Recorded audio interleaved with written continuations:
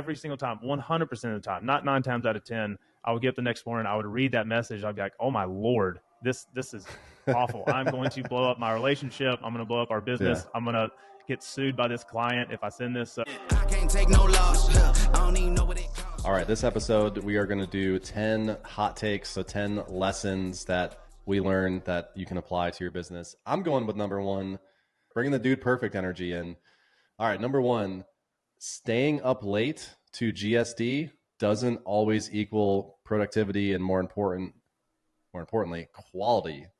I had this going back 3 or 4 years when 2 young boys, I think we just had Reese, so he was less than 1. Walker was less than 3, 2.5. And so it's probably COVID years. And so sleep was already a problem. And I would say, you know what? I got to get some stuff done tonight. I'm going to get a 6-pack. I'm going to drink some beer. I'm going to do some work at night. Just put the 6-pack on my desk.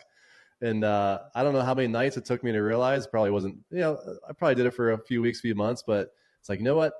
Not the best idea, not the best use of my time. The output seems like the next morning I would have to, redo a lot of what I was thinking was great work. And I think as a founder, early days, whether you're having beer doing this or not, but staying up late, 12, 1, 2, 3 o'clock, and then getting back up at 5 or 6 o'clock, especially if you have young kids and you're having to help out during the night anyways, man, it's such a killer quality. So I think I learned over the years of, let me just, if I need to, just pack in 6 to 8 hours of really high quality work and then focus on keeping myself healthy the rest of the time. So at, the 14-hour quote unquote benders overnight, just trying to GSD was not going to be a thing for the future. So that's my first one.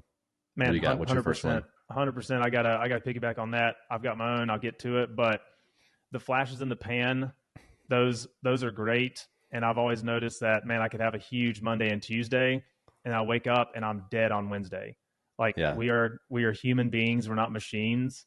And if you don't get the proper rest and create a schedule that you can sustain day in and day out, you're just going to have these ebbs and flows. And I think that's going to ripple through your relationships and your company and all that. So 100% agree on that one.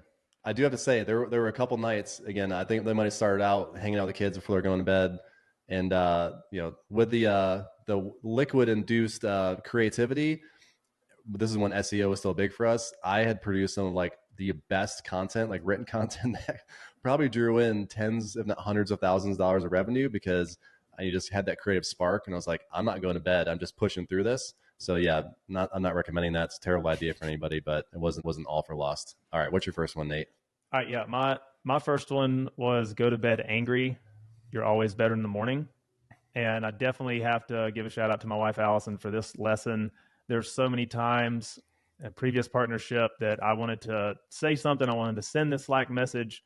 I wanted to send this email to this client who was just driving me nuts.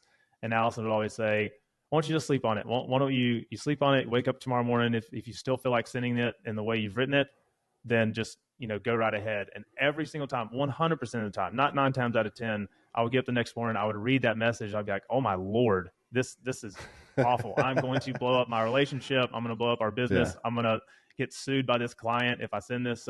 Definitely, everyone always talks about don't go to bed angry. 100% go to bed angry. Even in their marriage, don't say the thing that you think you need to say in order to rest. Go to bed angry. Let your brain process on this problem through the night, and then get up and you'll be better in the morning. All right. I have nothing to add to that one. That's a great one. All right. Number 2 for me, learning how to be a great forecaster will help you grow faster. So forecasting your business, your cash flow, your growth. I know for the first 4-ish years, maybe 5, when I look back at a forecast versus actual, Nate, you can validate this. I think it was always within 1 or 2%, almost wait, was he going resetting numbers? It November, was December? eerie, yeah. And you might be wondering how it's taking the basics of, looking at what were your ebbs and flows of seasonality. So did you have spikes in May or downward trends in November, December? But staying very close to your numbers, again, money in, money out, being diligent about expenses, but then being realistic about growth. So just because the L4 forecasting model, so the average of the last 4 months is the best predictor of your next 12 months. So putting that into it as well. That doesn't mean that you can't try to grow faster, but if my last 4 months is telling me we're going to grow by 10% a month, And my forecast is like, well, it's January, so now we're going to go 20%. And in March, we're going to go 25%. I better have a damn good reason of saying, and this is how we're going to do it. This is how we're going to go from 10 to 20% growth. And if I can't validate that, then I'm going to go with 10% or 12% or just reduce that. So yeah, learn how to be a great forecaster. It just involves you. I'm a math guy. I'm a data guy. So I enjoy this. We just have to stay close to your numbers and just spend time getting close with every part of the business, and then use that to drive your growth or your expense cutting into the different departments. Yeah. So follow-up question real quick on the forecasting bit. In your experience, are you always doing linear growth? You're never taking jumps, correct? Like if someone's forecast in order to hit their goal requires them to take a jump in their business, that they're not working in some process or investment, that's a wish, correct? Like, hey, I get $1 million in my bank account, so now we're going to grow 20, 30% faster. Yeah. Is that the question? Sure. Yeah. So there were definitely times where I was forecasting in big jumps. I remember one year we rolled out a big promo. They were teasing the end of December, and that was really going to hit January, February. And I was forecasting an increase of, okay, we're sending out an email to 10,000 customers, and it's an upgrade email. And I'm going to assume that X% are going to initiate a conversation with us. And out of that X%, I don't know, Y% are going to close, and here's the ARPU. So here's how I expect that to turn into forecasted numbers. So yeah, I definitely forecasted bumps, but it was, again, not just I get $1 million in my bank account, we're going to grow faster. It was a campaign that we are going to run, and then backing my way into numbers. So it's like creating a funnel and then making assumptions on that funnel and let that drive that growth difference or growth delta. All right. My second lesson is exit, don't run away. And I get this from experience with Juggernaut out in Orange County, California. Shout out to Chad Smith. We started that business in 2009, and it was insane headwinds. Everyone knows what was going on in 2009. It was extremely tough to get people to spend a lot of money on training and sports performance programming, whatever. And we were really up against it. The business started taking off a good bit, and I made a very emotional decision instead of a strategic one.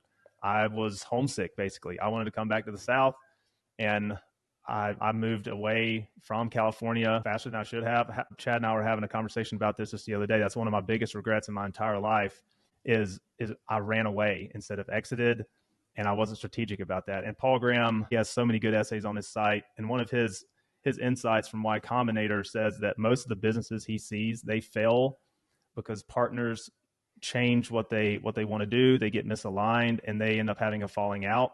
So it's more of about like emotions are a lot of things that create our businesses more so than cash flow issues or ideas or creativity or TAM, your addressable market. So that was a huge lesson for me. I learned that in 2011 and 12 when I left Juggernaut faster than I should have. And I've been really, really reminded about that all along the way. And that lesson is honestly why I stuck with Elevar, because here I was again with another great founder and Brad Redding. And I said, man, it's getting really hard right now, but I believe in what he's doing. I believe in the vision of the company. And I have a guy here that's obviously willing to drink 6-packs at night to do whatever he can to drive content and audience. I'm going to stay the course this time and not run away. Speaking of 6-packs, my number 3 is sacrificing your health will impact your business in the wrong way. And I'll rewind back to, it was Easter Sunday, 2022.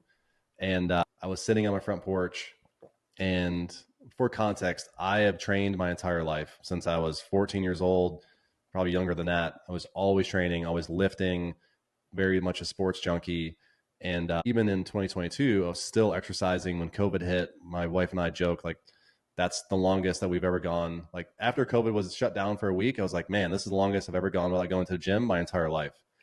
And so I relegated to picking up my 15-pound son and doing, push presses and squats and everything on our deck because we didn't have any weights in our garage at that point. But on Easter Sunday in April, sitting on my deck, just in a rocking chair, I was like, man, I feel like we could be growing so much faster. I feel like we could be doing so much more. I think like I need to take my health up to another level. And that got me down the 75 hard train, which if you haven't done that, it's kind of like anytime someone comes to me like, hey, what do you think about this business idea? And you think I could do this? I said, I don't know, go do 75 hard, finish it, come back and talk to me.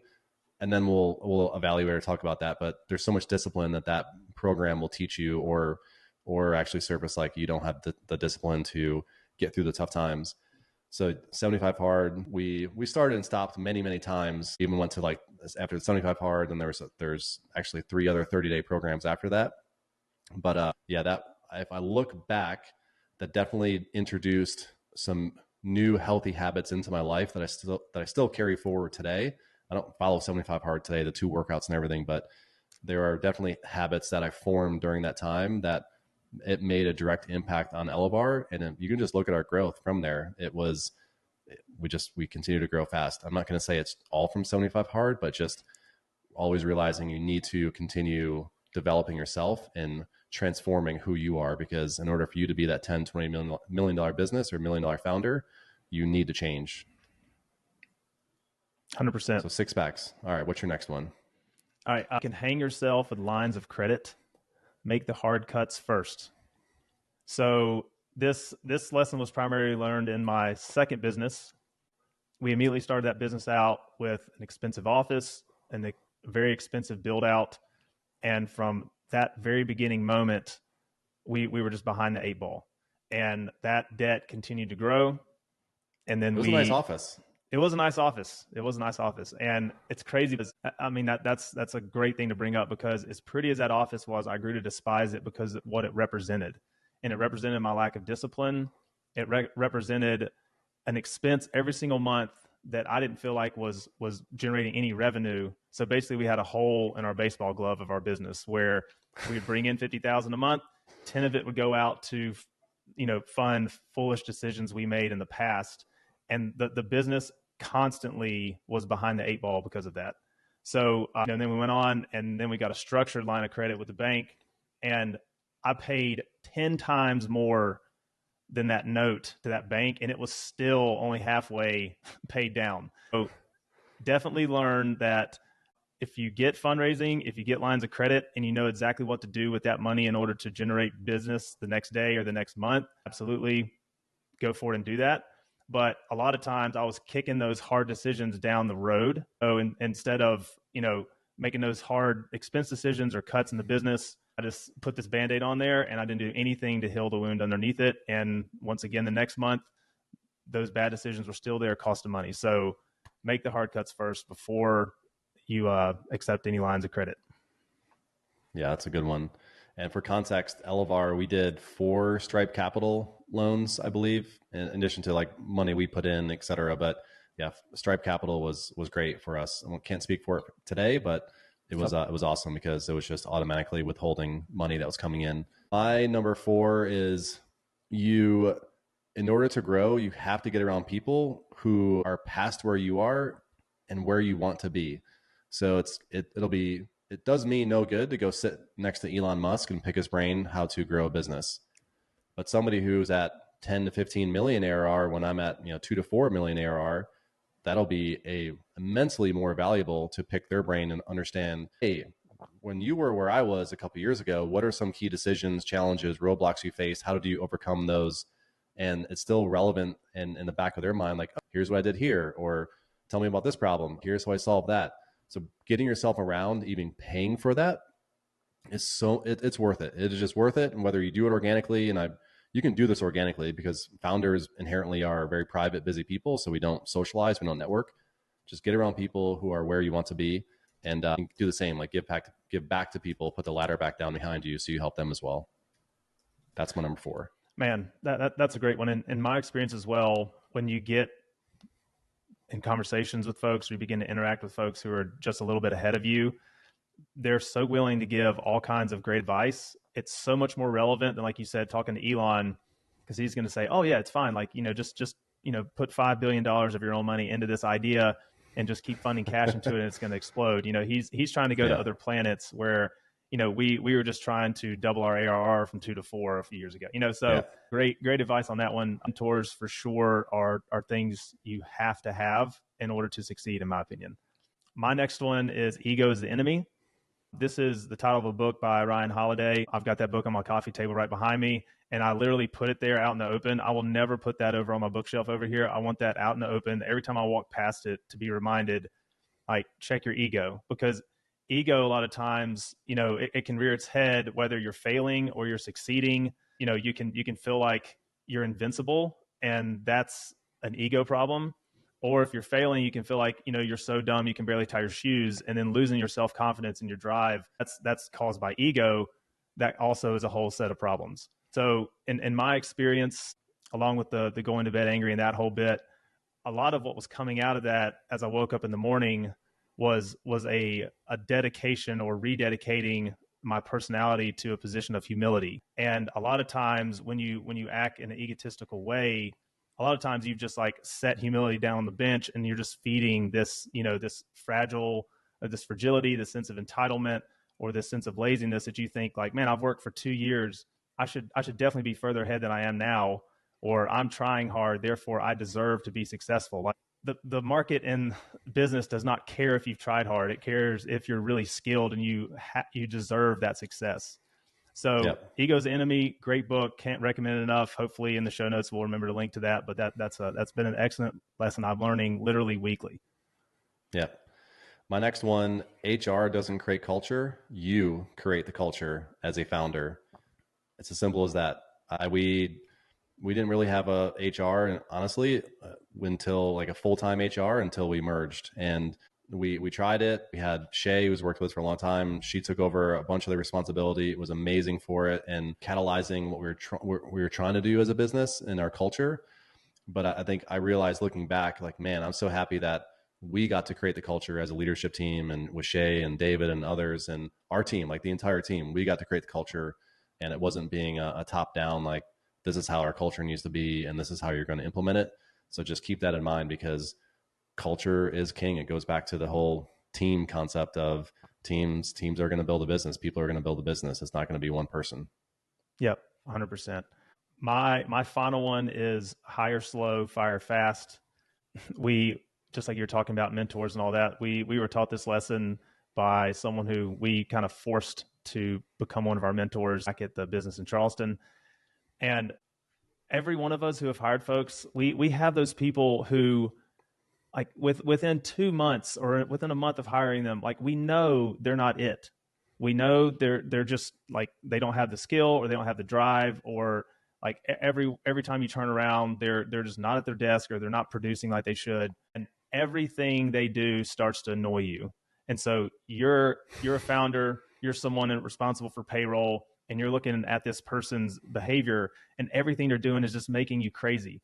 And really, they could say, "Hey, Nate, how's your morning going?" Yeah. What did you say to me? Yeah. Why are you talking to me? Go to work, which, that comes back to your culture. Yeah. Anyway, but in the times that I've known that I wanted to fire somebody, like, I should have done it that day.